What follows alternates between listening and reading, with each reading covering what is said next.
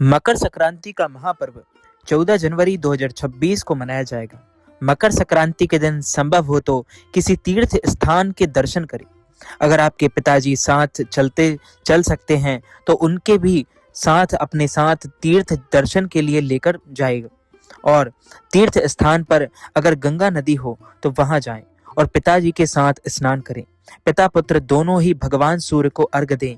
भगवान भास्कर को प्रणाम करने के साथ ही ओम घृणी सूर्याय नमः मंत्र का 108 बार दान करें। मकर संक्रांति के दिन आप खिचड़ी का दान अवश्य करें, क्योंकि खिचड़ी का दान करने से हमें अक्षय पुण्य की प्राप्ति होती है। स्नान करने के बाद साफ वस्त्र धारण करें और किसी भी शिव मंदिर में जाकर भोलेनाथ को जल चढ़ाएं और ओम नमो भगवते वासुदेवाय या ओम नमः शिवाय मंत्र का 108 बार जाप करें। इसके बाद 5 पैकेट चावल, दाल, आटा, घी, गुड़, नमक और तिल से बने ऐसे 5 पैकेट बनाकर जरूरतमंदों को दान कर दें। इन तीनों ही उपायों को करते समय मन ही मन भगवान की प्रार्थना करें और आपके संबंध अपने पिताजी के साथ अच्छे हो जाएंगे।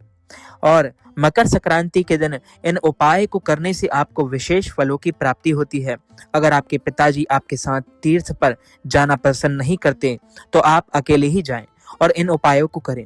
जब तीर्थ से वापस आएं तो अपने पिताजी से अवश्य मिलें, उन्हें प्रणाम करके उन्हें मनपसंद उपहार अवश्य भेंट करें। और मकर संक्रांति का शुभ मुहूर्त बुधवार के दिन 3:13 पर रहेगा। पोंगल उत्सव के तीसरे दिन को मट्टू पोंगल कहते हैं।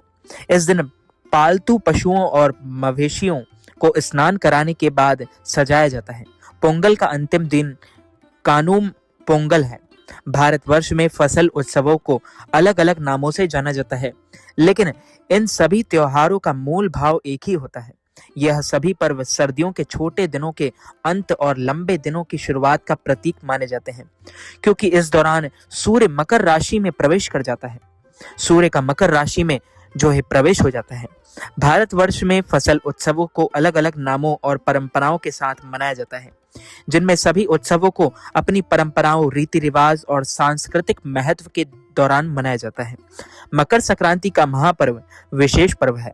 यह साल में एक बार आता है और इस दिन विशेष रूप से दान का महत्व माना जाता है।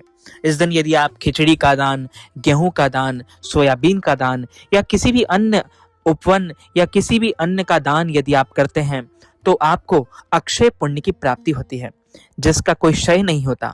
ऐसे पुण्य की प्राप्ति होती है। मकर संक्रांति का महापर्व हमारे सनातन संस्कृति में विशेष महत्व बताया गया है। तो मित्रों, भक्तजनों, माताओं, बहनों, इस वीडियो को ज्यादा से ज्यादा लोगों तक शेयर कीजिएगा, लाइक कीजिएगा, कमेंट कीजिएगा और चैनल को सब्सक्राइब करके बेल आइकन को भी ऑन कर लीजिए। आप सभी को सादर जय श्री कृष्ण, सादर धन्यवाद।